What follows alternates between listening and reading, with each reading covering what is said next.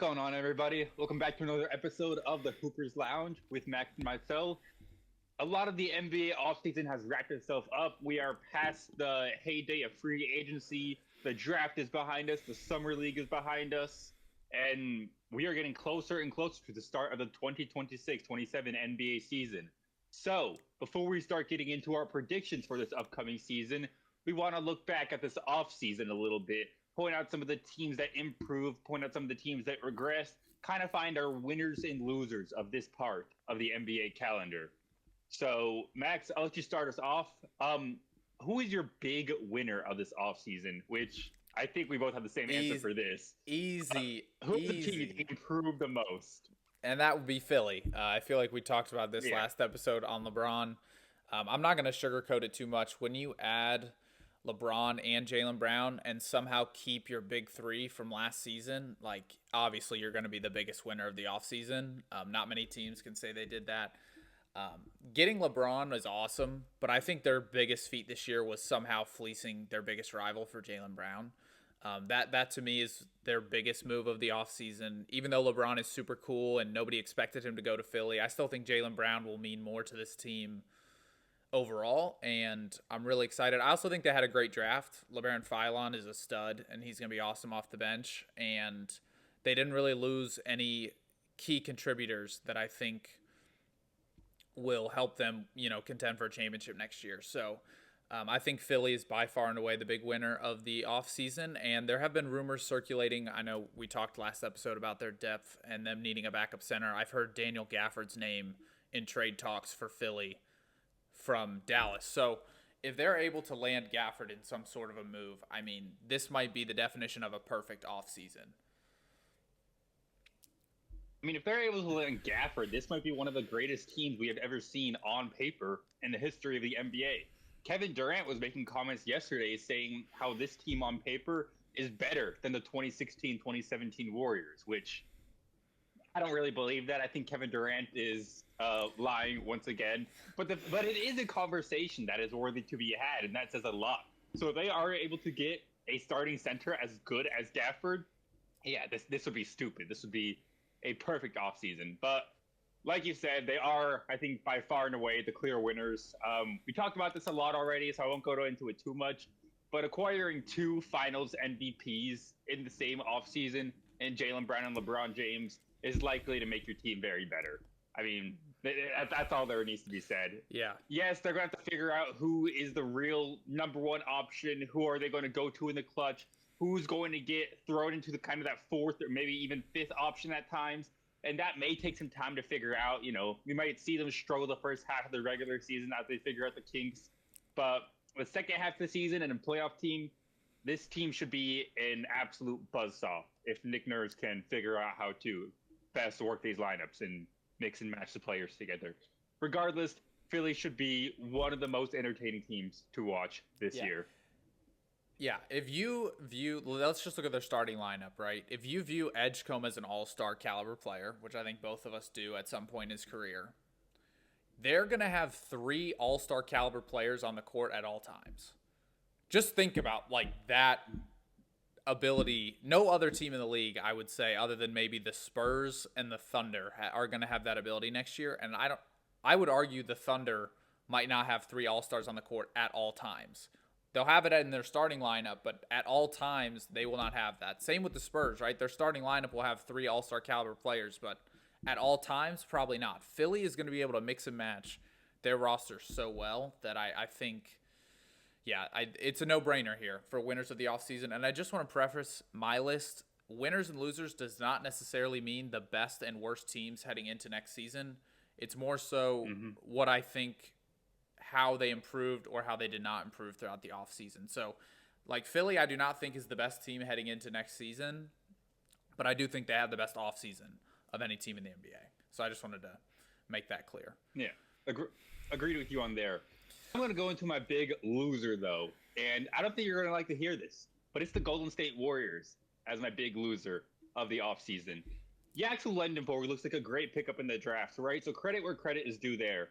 But this was a team that was star chasing this offseason. That was supposed to put another superstar next to Steph Curry so they could compete in the final years of his prime. First, it was Giannis, and then it was LeBron James, and then it was Mario Hezonja who you couldn't even get. And the Golden State Warriors are the one and only team this offseason to have not signed anybody. They have not added any players through free agency. Even the Sacramento Kings landed somebody through free agency, and the Warriors couldn't do that. Instead of Giannis and LeBron, the Warriors' big move was re-signing Draymond Green to $30 million a year. That is not a needle-moving move. That is actively going to make you worse because Draymond is kind of useless on offense at this point in his career. You're playing 4-on-5 when you have Draymond on the court. Yes, he still is great defensively, but you do not improve your team at all. And I know the Warriors for a while, you said they were looking to next season after trading for Porzingis at the deadline and then Butler's injury as well. But I mean, we haven't seen that core together, right? So there's something to be said there.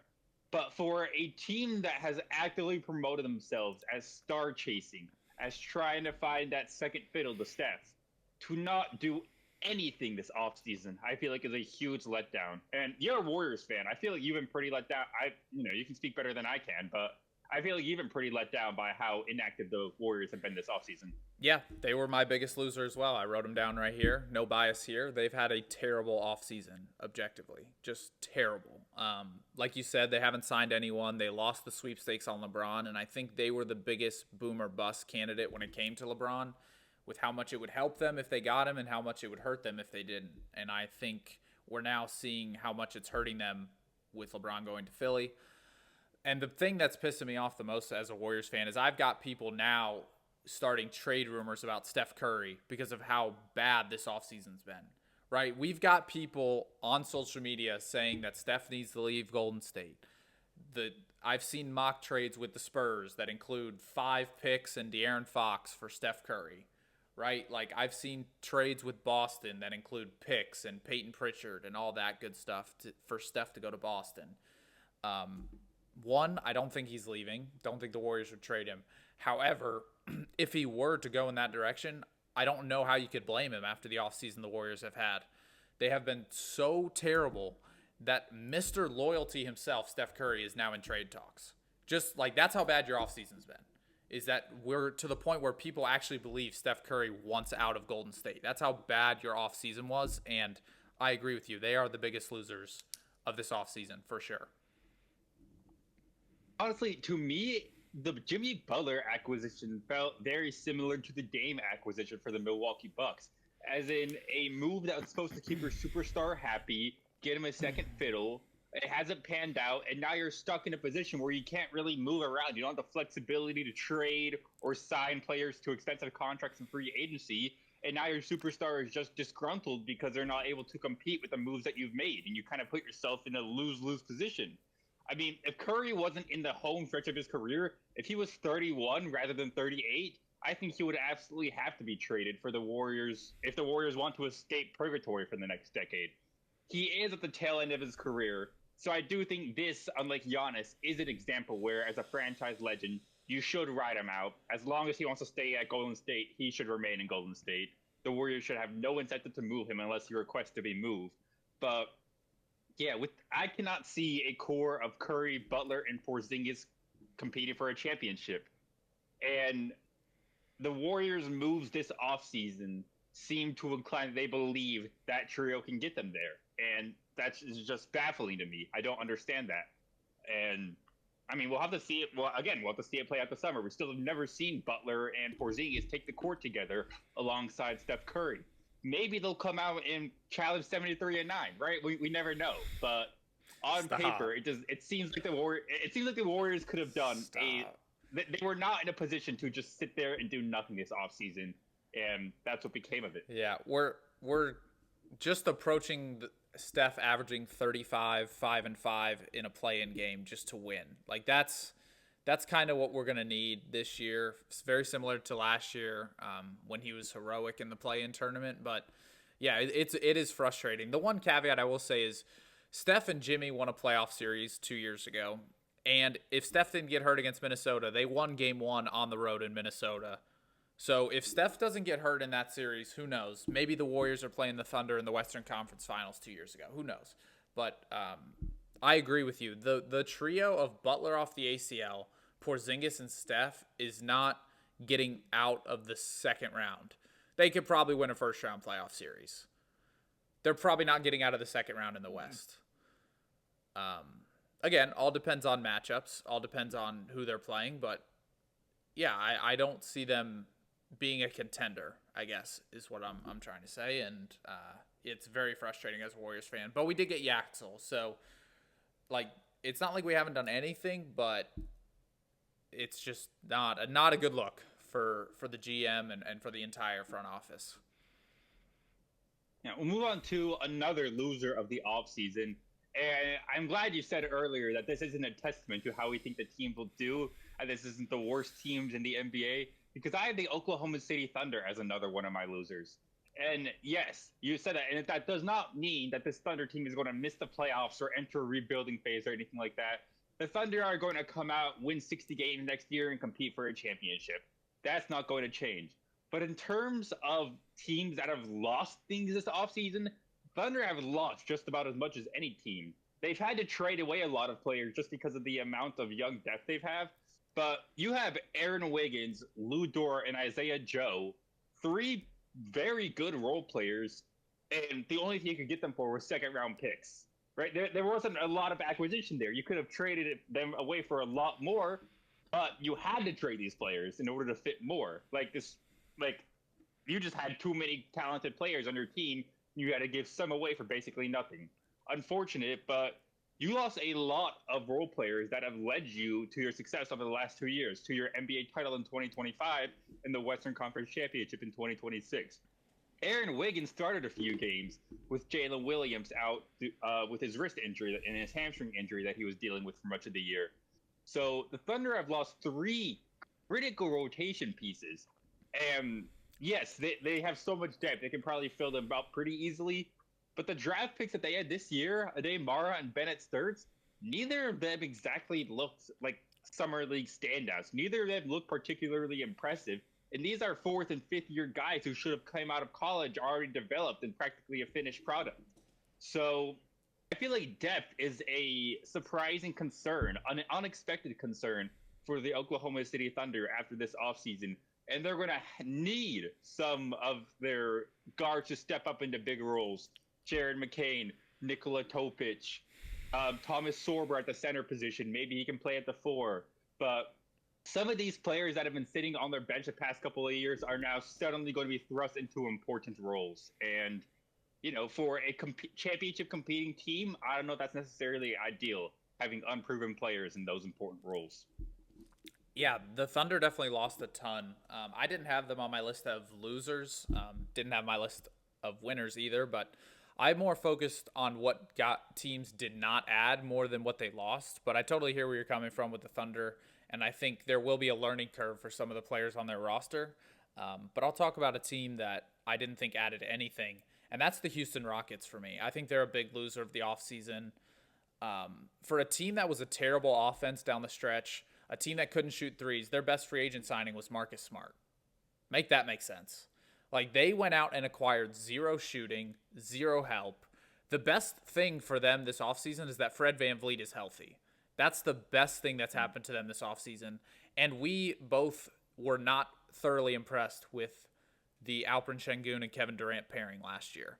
Like, that was not an impressive duo whatsoever, and I don't think that'll change much heading into next season. So for me, the Houston Rockets are a loser just because I look around the rest of the West, and there are at least 4, 5, maybe even 6 teams that I would confidently say are better than Houston heading into the season. And again, for a team that had such a clear weakness heading into the offseason, they did not address it at all. And they're just relying on Tari Eason and Jabari Smith to somehow improve their 3-point jump shots. I don't think that's a good strategy. So Houston for me is a big loser.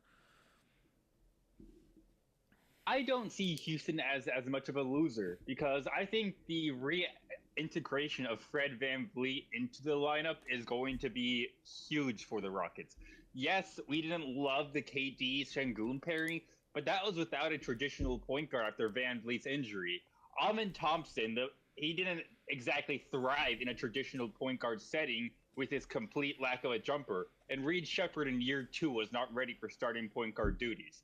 So this was a team that was operating with very little playmaking in the slightest, very little no players that they can consistently rely to bring up the rock, to handle it, to make the right reads and right passes.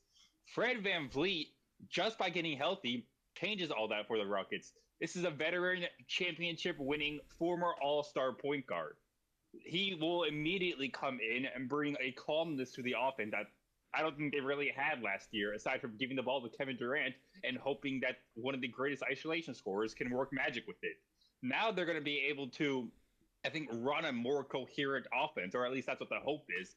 And should Van Vliet get hurt again, or should he have a hard time recovering from his ACL? Well, that's what Marcus Smart's for. Now they have another guard.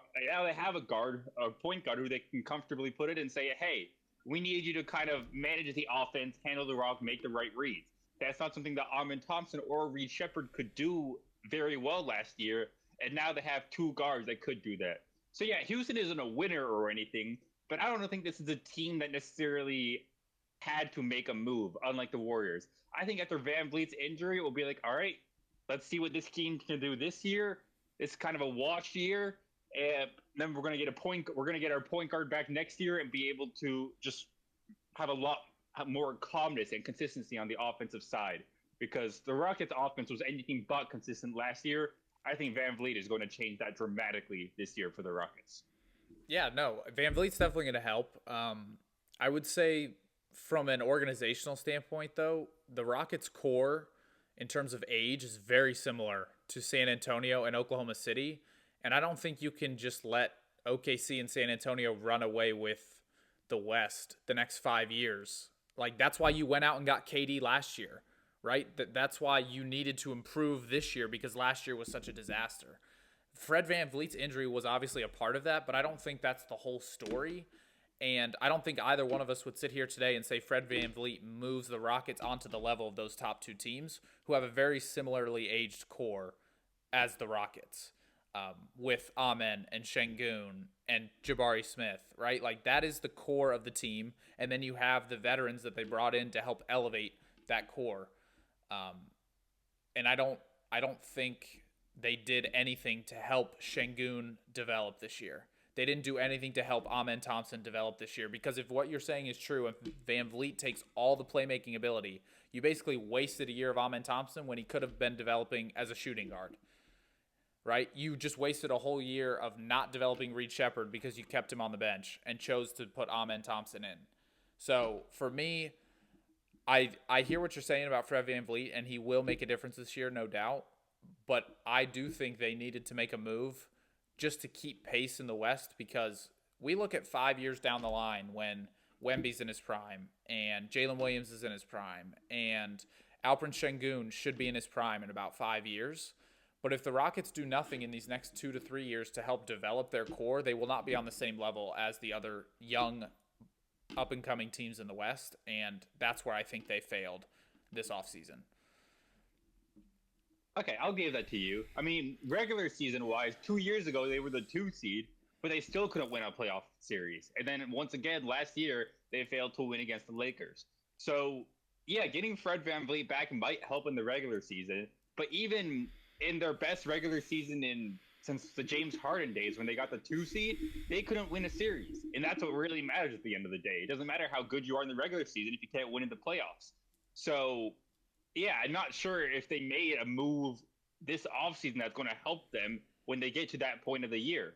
Getting Fred Van Vliet back will help them get back to the team that look close to the 2 seed, but does the addition of Kevin Durant really help win the playoffs? We didn't see KD play in the playoffs last year. He played 1 game with the Rockets in the playoffs. So, if this team with Van Vliet can get back to that team that looked like the 2 seed, and then you have Kevin Durant in addition to that team, yeah, I do think they are a tier behind the Thunder and the Spurs, but this is a Rockets team that could still make them noise. I mean, it was only 2 years ago that we were calling them one of the brightest futures in the NBA.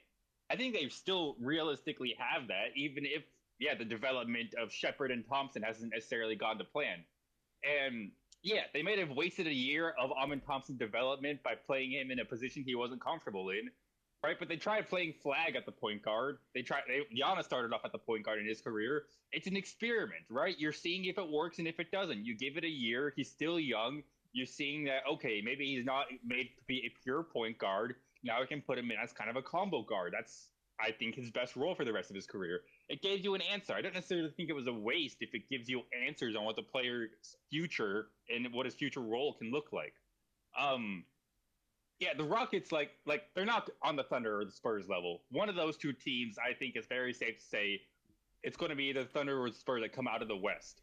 The Rockets are a tier below that, but they didn't necessarily regress, and I still think there is internal development that can be made with their youth and with the reintegration of Fred VanVleet that can boost this team at least to be better than they were in the last 2 years. Maybe win a playoff series. Yeah, I think this time last year we were looking at Houston as the second, maybe the third best team in the West behind Oklahoma City and Denver. And I can think of off the top of my head by this time this year, 3 teams jumped Houston by the time we're having this conversation now. And that would have been the Spurs, who made the finals, the Lakers, who beat them in the first round, and I would argue Minnesota, who beat Denver in the first round, jumped Houston as a Western Conference contender last year. So, like, I'm not even sure if Houston's just 1 tier below Oklahoma City and San Antonio. They might be 2 tiers behind Denver, LA, and Minnesota now, in my opinion, and they did nothing this offseason to change my opinion of where they stand among the Western Conference. That's why I think they have lost this offseason. All right, that makes sense. Let's move on to another winner of the offseason. And I have the Dallas Mavericks as an offseason winner. Again, we've talked about internal improvement. Cooper Flag, I think, is going to be an all-star as soon as next year, which is absolutely huge for the rebuilding. Well, what else do they have other than Cooper Flag? Kyrie is going to come back from injury.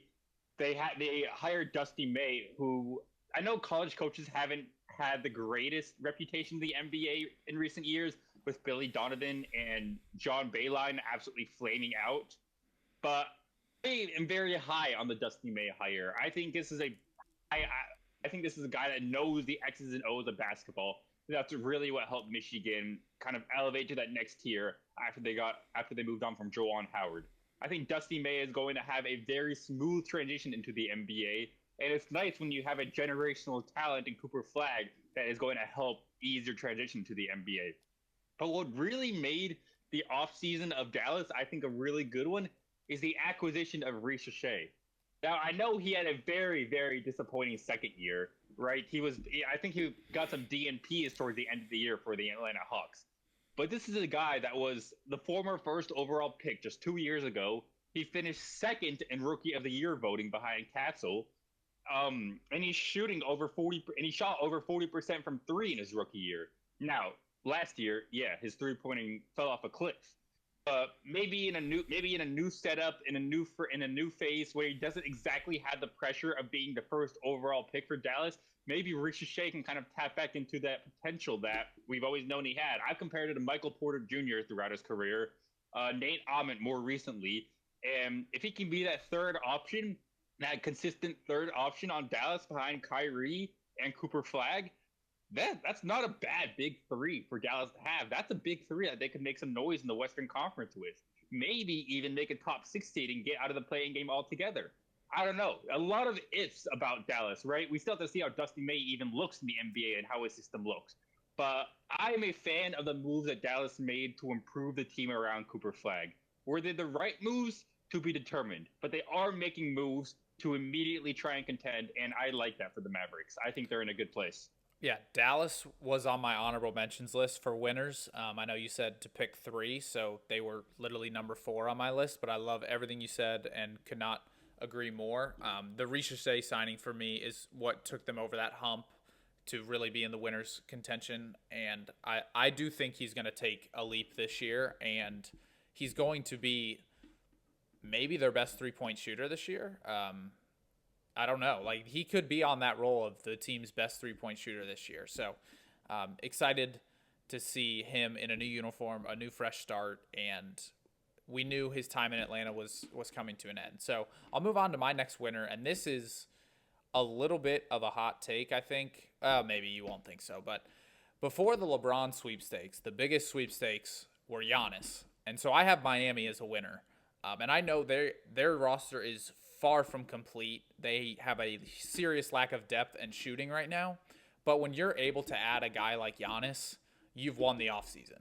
With how many teams were going after Giannis, and it was Miami that he decided to ultimately get traded to, because Giannis had all the leverage with the Bucks and he was basically picking where he wanted to go. And for him to pick Miami, I think they deserve a spot on this list. So Miami is my second winner of the offseason, purely based off the Giannis addition. And this year, again, who knows what they'll look like this year. The duo of Giannis and Bam, I'm very excited about. But what really excites me about this move is they are now an attractive free agent destination for the next 5-6 years. Like a good free agent that wants to try and win a championship, Miami is circled on their radar, right? Like they will take a look at Miami, they will have talks with Miami and see what they are willing to get paid, because Giannis and Bam, if they stay healthy, will put you in contention every year in the Eastern Conference, in my opinion. And I think that is the main driver for me putting them in the winners. Is not only did they improve their roster with Giannis, long term, but long term, every year, every offseason, Miami is going to be at the center of talks because of who they have on their roster right now with Giannis. So Miami's my second winner. Again, they didn't do a whole lot other than Giannis, but I really don't care because it's Giannis, and he was the biggest talk of the town before LeBron. So he had to be shouted out on this list. I could not put Miami as a clear-cut winner this offseason, truthfully. Yes, the acquisition of Giannis is a needle mover, like you said, not just for the present, but for the future, because having Giannis on your team is going to want to make veterans join your team in hopes of competing for a championship. That's just the level of attention that Giannis brings to your franchise. He's that good of a player. So, in that regard, yes, the Heat are looking good. But if we're talking about this year specifically, whether the Heat improved or regressed, I truthfully cannot say they improved. Because right now, the Miami Heat starting backcourt is Davion Mitchell and Tim Hardaway Jr. Like, really? That's the starting backcourt that is really going to take you through the Eastern Conference? Yes, I know Giannis and Bam are an incredible front court, but you have like a backcourt that I wouldn't even rank in the top 10 in the Eastern Conference. And Tim Hardaway was a free agent acquisition for what it's worth, so that's another move they made this year, getting Tim Hardaway as a starting shooting guard. Because without him, it would have been Davion Mitchell and Pell Larson. Right, and who else do they have behind the guard? Drew Smith, Ryan Conwell, Myron Gardner are the names that I'm looking at. They truly have nobody in the backcourt that they can rely on. Giannis, he's a great playmaker in and of itself. Maybe he can serve as a de facto point guard. But even then, who do you play at the four? You have Bobby Portis. You have Nikola Jovic. You have Simone Fontecchio. Like, you don't have any kind of depth. The Miami Heat are going to have to pray to the injury gods that they are ignored this year, that all players on their team have a healthy season. Because if they lose a starter, especially if they lose someone like Wiggins, Giannis, or Bam long term, this is a team that is primed to disappoint, at least in year one with Giannis. I think year two and forward, I think the Miami Heat are better set for the future and competing in 2027, 28, after they've had a couple more off seasons to retool the roster and see what they need. But in terms of making a move that improved you this year, losing 4 rotational pieces for one player, that is a lot to give up and lose in one single offseason. For a player like Giannis, I don't know if it necessarily improves you straight away, is I think the point I'm trying to make. Tyler Hero is an all-star caliber player. He's made an all-star before. Khalil Ware has a ton of potential. Yaku Jonas was their first-round pick 2 years ago, or maybe last year. And Jaime Hopkins was a crucial starter on the team that made the finals run as the 8 seed. That is 4 rotational pieces that were part of your present or future. That you've made your team very, very thin. And if you had any injury trouble at all, I think the Miami Heat could see themselves falling towards the play-in. I don't know. We'll have to see, but that's the reason that I had trouble calling them a winner. Yeah, I do hear you out on the short-term losses for sure, but in 2 years, let's say Miami's roster is built much better and they are in the finals. Are you talking about the 2028 offseason as the reason they're there, or are you talking about the addition of Giannis as the reason they're there? And that's kind of where I'm coming from. Giannis is the center. He is the beginning of the championship push. And regardless of how they perform this year, I don't think they're going to be very good this year. I don't think they're going to be an Eastern Conference contender this year. But I still think they won the offseason because they added a top 3 player in the league. Like, that to me is absolutely a needle mover. And even if they struggle this year from a depth perspective and injury perspective, they made one of the biggest moves, arguably the biggest move in the offseason, trading for Giannis. And I do expect them to be back in the championship hunt in the East every single year, after this year probably, because of how their roster looks, because of the move they made this offseason. It will not be because they added a Tyler Hero type player next offseason. That's not why they're competing for championships, right? It's not because they're going to add another version of Andrew Wiggins to bring off the bench in 2 off seasons. That's not why they're competing for a championship. They will now be competing for championships because of the move they made this offseason to get a top 3 player in the league, and that to me makes them a winner. I honestly disagree with you there. Miami, before this offseason, they've already made 2 finals appearances this decade. And yes, they were both Cinderella runs, but this was a team that was competing for championships before the acquisition of Giannis. And as a Bucks fan, I don't necessarily look at the 2013 offseason and be like, yeah, that's what started our streak. That's what started us competing for a championship, the drafting of Giannis. No, I look at the trade acquisition of Drew Holiday in the 2021 offseason that led us to a championship later on that year. So, yeah, acquiring Giannis is huge, but I think, yeah, I would directly point to the move that the Miami Heat will make 1 or 2 years from now as a reason that they can move the needle and start competing for championships. Because it was Drew Holiday that was the needle mover for the Bucks. They could have ran out Giannis and Chris Middleton year in and year out. And I really don't know if they would have gotten that far. I really don't know if they ever would have made that finals appearance. Drew Holiday was absolutely integral and necessary for the Milwaukee Bucks. The Miami Heat don't have a Drew Holiday. Hell, they don't even have a Chris Middleton. Unless Andrew Wiggins could recapture his All-Star status, but that's a little to be determined. The Heat are so thin. And if they are going to improve in the next couple off seasons, I'm going to credit those next couple off seasons for those success because, again, they could pull a Warriors. They could strike out on every single free agent and star they tried to get. And the Miami Heat, for what it's worth, Pat Riley isn't exactly a guy that is great at acquiring superstars. The Heat have been, in at least conversations with pretty much every disgruntled superstar in the last decade. And the first one they've really got is Giannis. So this isn't a team that is exactly a known superstar hub post-Heatles. Giannis is really the first one they've gotten since then. And if you want to count Jimmy Butler, I'll give you that too. But this isn't a superstar hub. This isn't a team that's guaranteed to improve in the next offseason. And if they do, yeah, I'm going to credit those offseasons like I credit Drew Holiday coming to the Milwaukee Bucks as a needle mover. Yeah, 2 points to kind of just close this up. 3 years ago was the last time Miami made the finals. And I think you and I would both agree the East is significantly better now than it was 3 years ago. Okay, so making a move like Giannis and saying Miami's still in the championship hunt without Giannis is just not true because they haven't made it out of the play-in in 3 seasons. So that's just not, I don't think that to be true, right? Jimmy Butler absolutely backpacked Miami. Him and Eric Spoelstra backpacked Miami to the finals. I would not necessarily make them an every year contender in the East without Giannis. And number 2, your comparison to the Bucks is a lot different because in 2013, Giannis was an unpolished and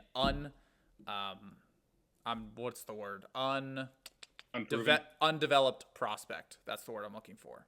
Okay. So yes, when they made the trade for Drew Holiday, that was absolutely the needle mover because in 2013, they didn't know Giannis was going to be the best player in the league. Now, when you're comparing rookie Giannis as a non-needle mover to prime Giannis as a non-needle mover, that's a lot different to me, right? Like Giannis now is a lot better than he was in 2013, and regardless of what they do in the next couple off seasons, that does not take away from what they accomplished this offseason by getting a top 3 player in the league. And that will make them infinitely better for the remainder of Giannis's career. The Miami Heat will benefit for the remainder of Giannis's career because of what they did this offseason. Again, I understand the short-term negatives and their limitations this upcoming season, but for the 2026 offseason, heading into the 26-27 season, Miami made arguably the best move to position themselves as a contender year in and year out. Does that make sense? That's my whole point. It makes sense, but I wasn't necessarily looking at rookie year Giannis. I was looking at 2018 Giannis when he lost to the Bucks, 2019 Giannis when he lost to the Raptors, 2020 Giannis when he lost to the Heat. He was a back-to-back MVP, but couldn't get to the NBA Finals until we got Drew Holiday. I mean, like I said, even with prime Giannis and prime Middleton, I don't think the Bucks would have won a championship without Drew Holiday. That truly was the needle-moving move for the Milwaukee Bucks to get there. Probably true, but you also don't win a championship if Giannis isn't an MVP caliber player. Also true. You don't win a championship if Chris Middleton is not an all-star caliber player. You don't win a championship if Brook Lopez is not reinventing himself as one of the best defensive centers in the league. Right? So all those things are true, and the most important one to me is your best player. Do you have a bona fide number one that can win you a championship? And the Bucks did in Giannis. Okay, that's fair. Drew Holiday was a piece of the puzzle that helped him get there, no doubt. I'm not arguing against that. But Drew Holiday, Chris Middleton, and Brook Lopez are not winning the championship that year without Giannis. I think you can replace Drew Holiday with a couple other players and say Giannis is still getting there because of how great he is and how great he was at that point of his career. And that's the guy Miami just got. Miami didn't get a Drew Holiday. They just got that guy that has proven he can win an MVP, a DPOY, and an NBA championship. So to me, that is a clear winner of the offseason. Okay, so under the logic that the superstar is the hardest piece to get for your franchise, yeah, I can see that. They would be for a team like Miami that's been stuck in the play-in for 3 years. Yes, I think that would qualify for them. It's not like they already have a Cade Cunningham or a Luka or an Ant Edwards. They have their best player is Bam Adebayo. That is not a championship caliber number one, and so I think that is why I think of this offseason differently. Our expectations for them this year are not very high, and I understand that, but they just got Giannis. As a Bucks fan, I'm kind of surprised that you disagree on this so heavy because they just got freaking Giannis. They just got Giannis. It's insane. Well, I don't disagree with it. They're not a loser of the offseason per se, but giving up 4 rotation players for that, I think it's just I mean, that's a lot. All right, that's a lot to quick, give up for. Quick question for you. That's just what scares me. Let's say Giannis had all that success in Miami, and the Bucks had everything Miami traded away. As a Bucks fan, would you want the Bucks to give up Hero, Yakuchonis, Jaquez for Giannis, and all that for Giannis? Would you want to make that deal as a Bucks fan? Yeah. Okay, so yeah, that's what I'm saying. Yes, you would want that move. Obviously, short term, it's not the best, but long term, they could win. If Giannis wins another 1 to 2 championships before his career's over, we're looking back at this offseason where he decided to go to Miami. We're not looking back at the moves that brought him Davion Mitchell's backup or replacement, right? So that's my point. Okay, that's fair. I mean, even if he wins 1 championship, this will be looked at as an unquestioned success. If he can even get a 2nd championship on his resume. But we'll move on to another loser of the offseason. My last loser of the offseason, I had the Boston Celtics. And yes, Boston made some moves, okay? I like the signing of Mitchell Robinson. And they also got Mike Conley, who's a great veteran guard at this point in his career. But something about the Jaylen Brown trade, really, even still, nearly a month after it happened, does not sit right with me at all. A finals MVP, a former finals MVP, and a guy that was top 5 in the regular season MVP just last year, who carried you to a 50-win season in what was supposed to be a rebuilding year. And the best you could get for him was a washed Paul George and 2 first-round picks, I mean, yeah, if the Celtics got, like a Milwaukee Bucks type haul for Paul George, I wouldn't be minding this. If they got 4 rotational pieces and a few extra first-round picks from the Sixers, I would be looking at this as, okay, this is not bad. It's a little reshape for the Celtics. I would probably have them in the same area as I do the Heat, as in, I want to see and find out, not a clear-cut loser. But for how little they got, I mean, Paul George is, like, levels worse than Jaylen Brown at this point in his career.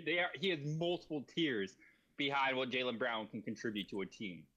And then you didn't get any other pieces. You didn't fill up any other weaknesses. And you only got 2 first-round draft picks. That is such a fleece of a trade. Yes, the same reason the Sixers are the winner are the same reason the Celtics are the loser. Because that is truly up there among the worst trades in NBA history. Even if, the free agency signings panned out, even if Paul George can average 15 points a game again, nothing you got from this trade will come close to what Jaylen Brown provided for your franchise. Yeah, it'll be interesting seeing what Tatum can do as an unquestioned number one. This is a team that I believe will still win close to 50 games, if not over 50 games, and be a contender in the Eastern Conference. But the same reason for the Thunder. In terms of what you lost this offseason, in comparison to what you gained, I think the Celtics are a clear loser. Yeah, very similar to Dallas. They were the 4th option for me in the loser category. The only reason I didn't include them is because, similar to Miami, I just trust their coaching and their culture to move past the bad offseason that they did have, and they're still going to have a successful season. I like Tatum as a number one. I think he's going to have a chip on his shoulder this year. What Mazzulla did last year as coach of the year, I have no doubt he can repeat a similar performance this year and get Boston a top 4 seed in the East, right? I think that's right around where we'll predict them this summer. So I agree with you, though. That trade, we've talked about it so many times. Like, how you can get that little return and give your second best player to your biggest rival like that is like borderline malpractice. Like, it just shouldn't be a thing. Like, and I completely agree with you that they haven't done a lot to be classified a winner, and that trade definitely puts them in the loser category. For me, though, my final loser, I'm going back to the LeBron sweepstakes. It's Cleveland for me. Now, they did make the Eastern Conference Finals last year, which, congratulations, you got swept. Okay, so as far as I'm concerned, they didn't really even make the Eastern Conference Finals. All right, they did, but did they really? Were they even there? I mean, they got swept. They pushed it to Game 7 analytically. They pushed it there. Analytically, sure, but very similar to a reason I have Houston on here. They didn't do anything to move them up the ladder of Eastern Conference teams.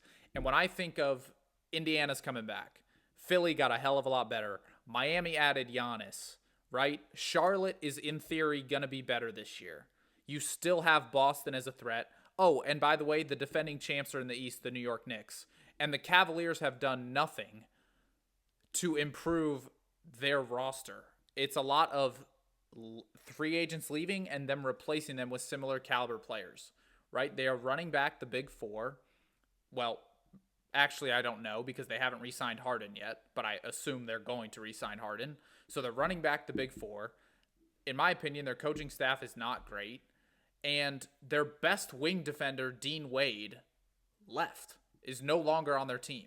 So unless Evan Mobley is going to start guarding the elite wings in the league, their defense is going to take a hit with the loss of Dean Wade. And again, like I mentioned, there's a handful of Eastern Conference teams that all got better this offseason, while Cleveland, I'm not saying they got worse, but they sure as hell didn't get better. And to me, that puts them in the loser category because as a team that made the Eastern Conference Finals, you had your best playoff run since LeBron left, and you got swept. You got embarrassed. That should tell you that the team you took to the Eastern Conference Finals is not good enough. And what did they do in the following offseason? Jack shit. Nothing. So to me, Cleveland is a big loser in this offseason. Because of a combination of what they did not do for themselves, but what the rest of the Eastern Conference did with Indiana getting healthy and Philadelphia getting better and Miami adding Giannis and Charlotte, like I said, in theory, being better. I'm sure there's a bunch of other teams in the East, too, that will be contenders. So Washington getting the number 1 pick with AJ DeBanza and Trae Young and Anthony Davis. Who's to say they can't be as good as Cleveland this year, right? On paper, their rosters are very similar. So there's a lot of things that I think Cleveland could have done differently, and I could have switched them in Boston, but I have more confidence in Boston heading into next season than Cleveland, and I think that's why I gave the nudge to the Cavs on this list. Yeah, I didn't have Cleveland as a loser, but I hear you out there. I agree with you. Having hopes for LeBron James and then getting Mario Hezonja instead is pretty disappointing. Although I gotta say, not as disappointing as hoping for LeBron James and getting nothing like the Golden State Warriors. Facts. So I think even just getting Hezonja pushed them beyond the loser category of that list. But yeah, they really haven't done much to move the needle from a team that got swept by the Knicks last year and hardly even competed past game one. I just want to go back to Jaylen Brown real quick, just because I thought of this. If they traded into the Pelicans, say, for Trey Murphy and 2 first-round picks, I would not hate that as much because they got him out of the Eastern Conference and then traded him to an in-division rival. I think the part in trading him to the Philadelphia, who you played a playoff series against and lost to just last year in a hard-fought 7-game series, and then you give them their Finals MVP. I mean, yeah, that just doesn't sit right with me. But yeah, Cleveland, I think, is had a better offseason than Golden State just because they won the Hezonja sweepstakes. And we've seen players come overseas from Europe and do pretty successful in the NBA. I think of Yabusele in his first year with the Sixers, and then before he kind of stuck with the Knicks in his second year in his return. But there is a history of guys coming over from Europe, veterans in their early to mid-30s, and having some NBA success. And I think Hezonja can replicate some of what Dean Wade brought to the team. So, this is the team that improved, but I don't think this is a team that got worse per se, like the Warriors did. So, so that's why they avoided the loser category for me. Yeah, I think in terms of like their individual roster, you're right, they didn't get worse, but in terms of their ranking among Eastern Conference teams, I think you could argue they got worse. And that to me, agreed. That to me is a reason why I have them in the loser category. I'm going to move to my final winner here. And like I said, it's not Dallas. This was a 1A, 1B for me or 3A, 3B, I guess, for the last winner. But I'm going Minnesota. And this is just me being really high on the backcourt of LaMelo and Ant. Similar to, like I mentioned, the cores of the West. Like in 5 years, Ant and LaMelo are both going to be in their primes at the same time. That really excites me. I think they made a move to better their roster. I think they made a move to help Anthony Edwards. Because like the front court depth they had with Julius Randle, Naz Reid, and Rudy Gobert was cool and all. But come playoff time, we literally saw it last year. The Spurs were double teaming Anthony Edwards, and there was nothing Minnesota could do. Like, you should be able to kill teams in a 4-on-3 at the NBA level. You should be able to kill teams in a 4-on-3 setting. And yet Minnesota couldn't do it for an entire playoff series. They couldn't figure it out. So I think the addition of LaMelo will definitely help them later in the season if he can mature and develop into that number 2 option that I think he can be. And then also, I mentioned his name, but getting rid of Julius Randle, I think, is a huge move for them. Not only his contract, I don't think was the greatest, but this last playoff run was abysmal, and it was time to move off him as the number 2 to Ant and upgrade that position. And I think you and I would agree that LaMelo Ball, 1-for-1, is an upgrade right now over Julius Randle as the number 2 option for Minnesota. So, to me, they are the third winner. I debated between them and Dallas, but ultimately, I like what they did because very similar to your points about how they built around Cooper Flagg, I think this team is more well-rounded around Anthony Edwards, and that's why I have them as a winner of this offseason. Yeah, I think it just comes down to how you view the Ball Edwards backcourt. I am a lot lower on it than you are, so I do not have him as a winner this offseason. I do think the Julius Randle trade was addition by subtraction. I don't think he was a great complement alongside Edwards, but I also don't think LaMelo Ball is a great complement alongside Edwards. So I think you improve from a shit partner to a very bad partner, and I don't think I necessarily constitute being a winner. Okay, that's just my opinion on the backcourt. Maybe they go out and prove me wrong. We'll have to see how it plays out. My last winner of the NBA offseason is the Utah Jazz. And maybe this is more so about what they did at the trade deadline in acquiring Triple J, but the Utah Jazz are ready to make some noise next year. I mean, the starting five of Keontae George, Darren Peterson, Lauri Markkanen, Ace Bailey, and Jaren Jackson Jr., that's a pretty damn good five. That's a five that, I said Dallas might get in the top six. Here's an early bold prediction. Utah will be a top six team. They will escape the play-in tournament and be a top six team in the Western Conference next year. And when we predict our Western Conference, I will have that. I will have Utah as a top six team in a few episodes down the line. But I'm more high on the offseason because of not just the depth they acquired, but I really like the Walker Kessler trade to the Lakers. Getting 2 unprotected first-round picks in 2031 and 2033, I mean, that is 5 and 7 years down the road. Luka Doncic at that point in his career will be 33 and 35 years old. He will be on the decline, if not already out of Los Angeles. And if Luka isn't in LA, this Lakers team is going to suck, and they are going to suck badly. So, we could be looking at this trade 5 years from now with Utah being a playoff team, and yet still having a top 5, top 10 pick in the draft and being like, wow, what an absolute steal that was. I know you're a lot higher on Walker Kessler than I am. You think he's a future All-Star, and I do not agree with that at all. Borderline All-Star, I think I said, but close enough. Okay, borderline. Still, you might not be as high as a trade because of that as I am, but I think getting those 2 future assets from the Lakers is well worth giving up your starting center, especially when you have someone like Triple J who can easily play the center. And also, the depth they've acquired. You're worried about their center position? Well, they got Jackson Hayes and Yusuf Nurkic in free agency, which, yeah, that gives you good depth at the position. You'll definitely have a competent backup behind Jaren Jackson Jr., and they also got Josh Okogie for what it's worth. That's a solid position who can play very versatile. He can play 1 through 4. So, that's another versatile piece to add this offseason. I like the depth that Utah has added. I really like their starting 5, and I think they're going to be in contention for a playoff spot next year. Yeah.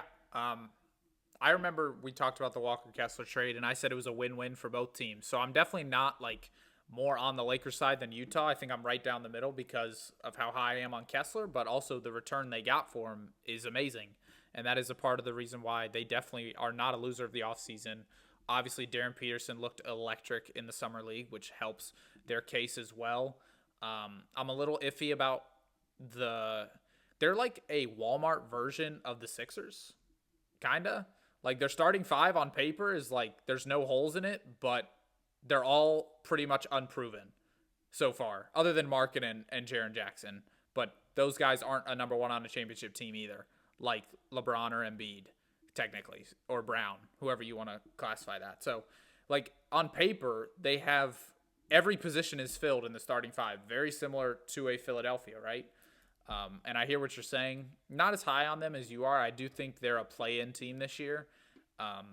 If they got out of the play-in, though, that would be quite a season for sure. The depth pieces are great, and I can hear you out on the Jazz for sure as being a winner. Although I don't want to give you credit for the Jaren Jackson move because that was last season. So that doesn't count for this offseason. But I do want to hear you out on the rest of your points. I mean, the depth acquired and the future draft picks they acquired for Walker Kessler, I think that's enough to move them into the winner. Plus, getting Darren Peterson in the draft, if we want to throw that in there. Peterson's a future All-Star. He's going to be among the best scorers on the team, if not the best scorer, the second he steps on. And as high as I am on this team, I got to say, not a single one of these guys are proven playoff performers. Maybe you can throw Triple J in there from his time with the Grizzlies, but he hasn't been in the playoffs for a few years, so I don't necessarily want to include him in there. None of that starting 5 I named has shown they can produce in the playoffs, so definitely something to keep an eye on. But at least in the regular season, this team should be explosive and electric offensively. and I think that'll push them to a top 6 Western Conference seed. Yeah, I remember Jaren Jackson in that series against the Warriors. Defensively, he was great, but offensively, he fell off a cliff from a shooting perspective. I think he was shooting like sub 32% from three or something in that series, and Ja Morant had very little help on the offensive end in that series. So yeah, Jaren Jackson has a lot of. I think he needs to prove he needs to be playing with a chip on his shoulder as well, with how much Utah gave up to get him. That's a needle moving move, just based on what they gave up to get him, and yeah, it'll be interesting to see how good they are. I think Utah and Washington, the teams with the top two picks, are going to be fascinating teams to watch this season. Yeah. All right. Any other winners or losers you want to mention of the NBA offseason? No, you nailed my honorable mentions with Dallas and Boston, so I don't have any others. All right, let's get into our final segment of the episode where we're trying something new. So we have a certain topic, a certain subject that we have to choose 5 players that fit in that category. Max and I both have to form a starting 5. We are then going to put these starting 5s into our good friend ChatGPT, tell it to run a simulation and see whose starting 5 comes out on top. A little 5-on-5 battle between the 2 Hooper's Lounge hosts that should be entertaining. Today's theme or category or subject, whatever you want to call it, is role players. Players who have never made an All-Star or All-NBA team in their careers. And just so we had some criteria, because Max brought up Cooper Flagg, who has at this point never made an All-Star or All-NBA, but neither of us are going to call him a role player. So they must be at least in year 5 of their NBA career, and this is all-time players. So we could go 80s, 90s, 2000s if we wanted to. But if you want current players, they must be at least year 5, because then we kind of have an established idea of what this player's role is going to be in the NBA, whether or not they're a star or a role player. So, Max, that makes sense. Any questions? You think I got everything? Yeah, I'm just going to preface that this is a draft, so we will not be taking the same players. Snake draft, so I'm going to start with the number 1 pick, and then it'll roll to Alex for picks 2 and 3, back to me for picks 4 and 5, etc., until we each have a starting 5. Are you ready to get started? Because I've got my one-on-one locked. I got the one-on-one locked in, and this took some. Let's get it. The first overall pick. Yeah, who is the greatest role player of all time, essentially? Yeah, in my opinion, it is a current player because I didn't really want to go too back in time, but I've always viewed this guy as the greatest role player in the league currently, and that is Aaron Gordon. So I will be selecting Aaron Gordon with the 101 at the power forward. Again, the 101's tough because there are no bona fide superstars on this list. They're all very similar talents, but I think Aaron Gordon's versatility allows him to be a key piece of my team. So, and what he did with Denver, what he's done with Denver the past half decade, I think speaks for itself. So Aaron Gordon to me is the 101 on my team, and I'll be slotting him in at my power forward. Gordon was a good pull. I didn't even have him in my honorable mentions. Yeah, really? I didn't even think about Aaron Gordon. Really? Yeah, I didn't. He didn't even come to mind. He was the first name. Players we go for. Yeah, he was the first name I wrote down. That is interesting. Well, wow. Here, okay. Well, I'll go ahead and say the first name I thought of, because to win a championship, you need a number 1 scorer, and there's no better number 1 scorer for a role player than 3-time 6th Man of the Year winner Lou Williams. I mean, this guy was averaging 20 off the bench.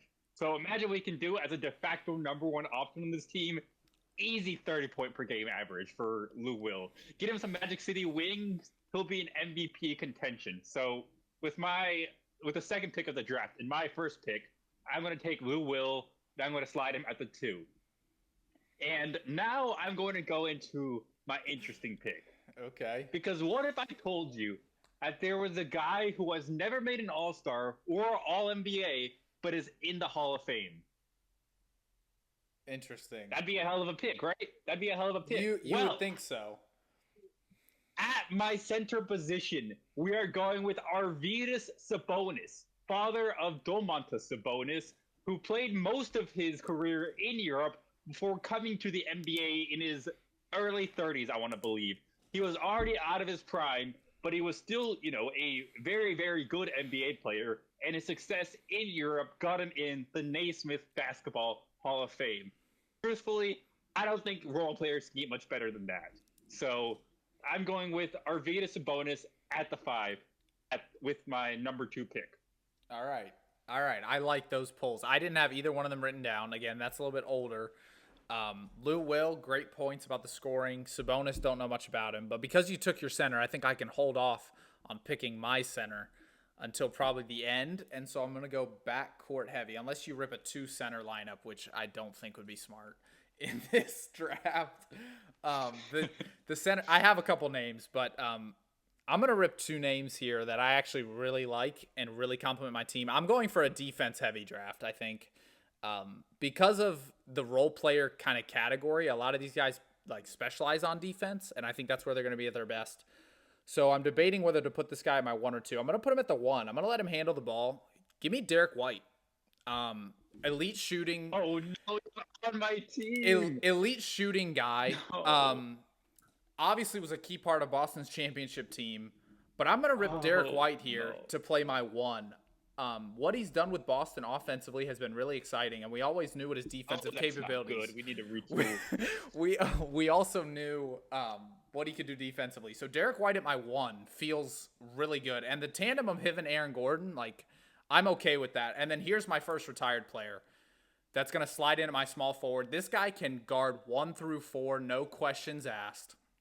One of the most important players on the team when LeBron was on the Miami Heat. Give me Shane Battier.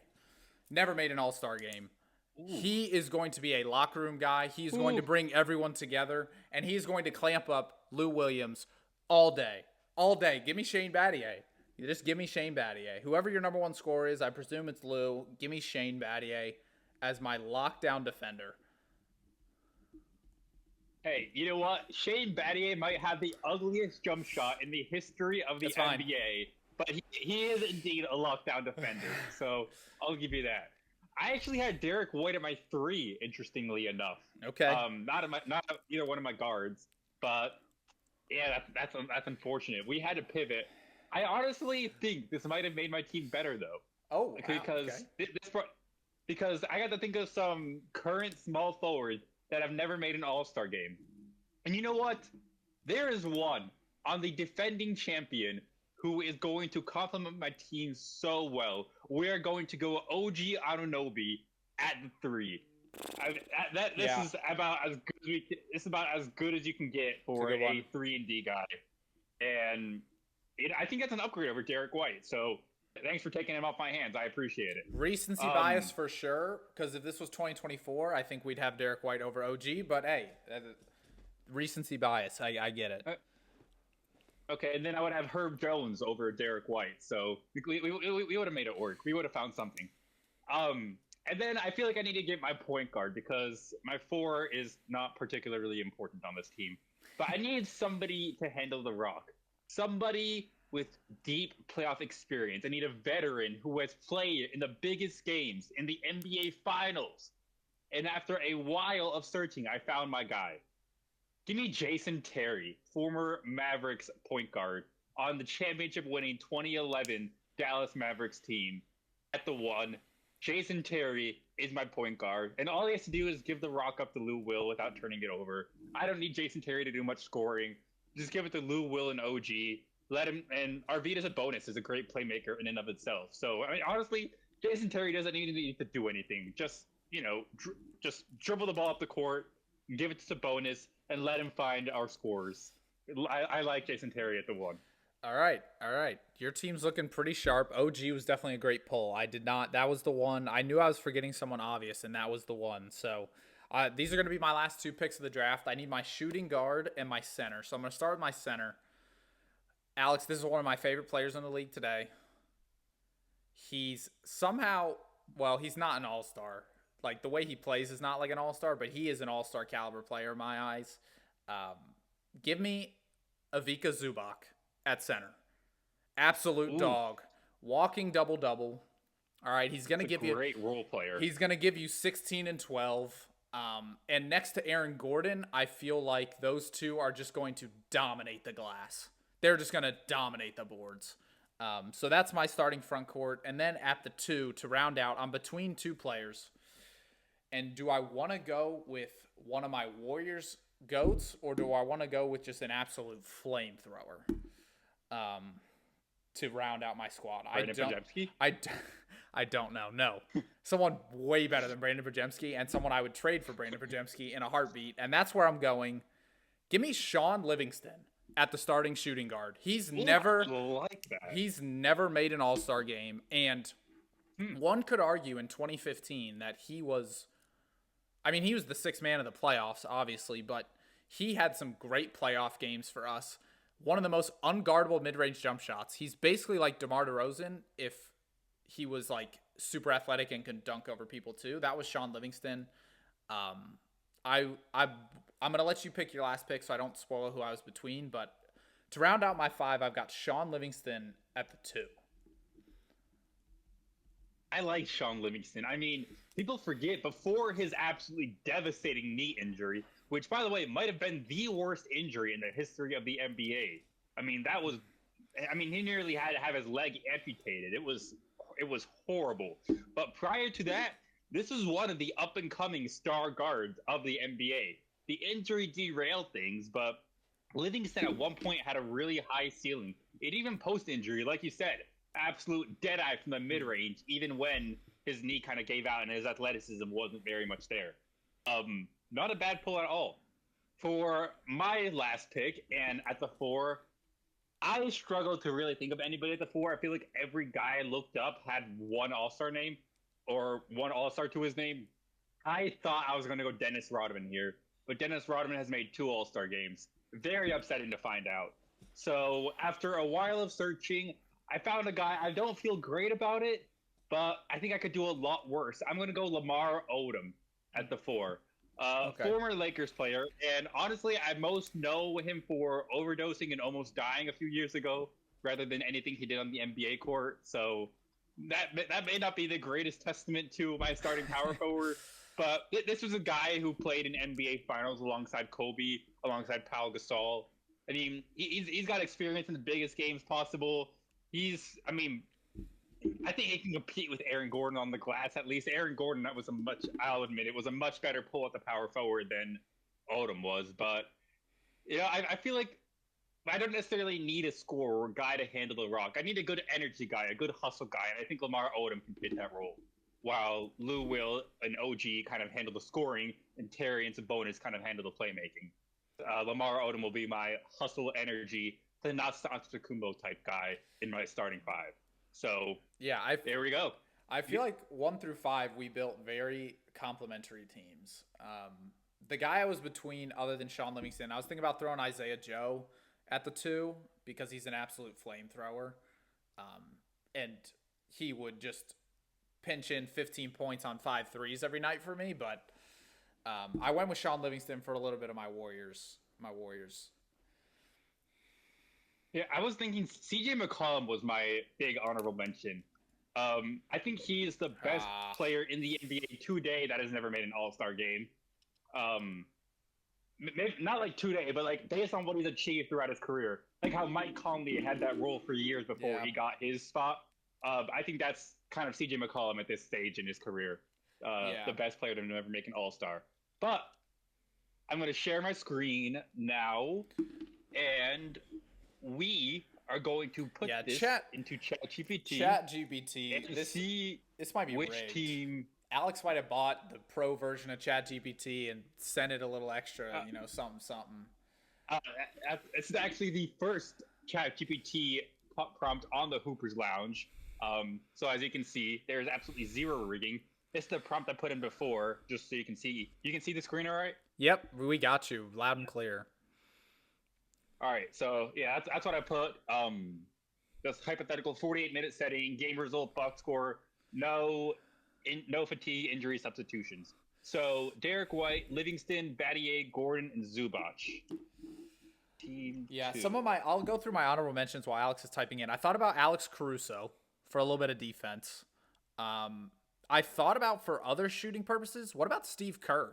Like, I actually put him on my list. I feel like that would have been a decent answer if you were looking for just a guy that's going to give you, 15 points. If I had a six-man role, I think I would have ripped Steve Kerr. I think that's where I would have gone with my six-man. And then another one who just got added to the Spurs, I ripped Tobias Harris. He's never made an all-star game, and I feel like he's a bona fide 18 to 20 point per game scorer. But I thought Aaron Gordon was a little bit better, so I ripped him. Yeah, I mean, Gordon, I think, was a great pull at the 4. I'm really upset I didn't think of that myself, but it was also a 1.1, so even if I did, he would have been taken, and I would have been even more mad. So maybe this was a good result at the end of the day. True. We now have our 5 teams in. Are you ready for the results? Yeah, this better be good. I think it's going to be close. I mean, yeah, we got a final score. We got quarter by quarter. We got a bunch of stats. We even have a Player of the Game award. All right, so, let's hold on. Let's predict. Oh shit. Okay. No, we haven't seen it yet. Just predict Player of the Game. Just predict Player of the Game. That's all I wanted to do. I'm predicting. Give me Lou Will. He's putting up 30. Okay, I'm gonna going to Magic City after. I'm actually sneaky pick predicting Sean Livingston. Sneaky pick. I'm picking Sean Livingston. Let's find out the result of the game. 48 minutes, no sub. Team 1 won Rigged. by 7 points over Rigged. Team 2. Hashtag That's rigged. what we like to see. Rigged. That is what we like. Actually, a really competitive game. Every quarter, Really competitive. every quarter is within 3 points of Yeah, scoring. let's look at the box score. Lou Will with 28. What a performance for Lou Will. That Oh my God, you guys couldn't It's a miss. bonus. 215. Yeah, oh my God. Bro Oh was my not God. bro was not doing that in his prime. I'm sorry about it. Also, He was in Europe, though. Let's look at Team 2 real quick. Zubac had 32 points. and 14? Oh my God. Aaron Gordon 23 and 10. Not bad. Derek White. Shane Battier didn't lock up the best player as I thought he would. That's probably where I went wrong in the draft. If I'd added like Tobias Harris at the 3, I probably maybe get you. I don't know. Admittedly, Sabonis is not the best defensive center in the world, but 32 from Zubac is insane. Okay. All right, we game got a little summary. game summary. Oh my gosh. Exactly my prediction though. Controlling the paint. Yeah, there you go. You were spot on there. But the playmaking changed it. Sabonis and Jason Terry. Wow. Terry and Lou Will with 8 3-pointers as well. What a game shooting for the backcourt. The score was tied at 95. OG forced consecutive turnovers. What a loser. Yeah. What a loser. That should have been Derek White. I would have had Derek White if he didn't pick him before that. Oh my God, let's go. OG, what a pull. And then Sabonis, I would say, is the MVP. 31, 15, and 8. And That 3 is blocks. numbers. And 3 blocks. What are we Yeah, doing? that's kind of insane. What are we Yeah. doing? Oh my Give him the God. MVP of the league at this point. But Jesus.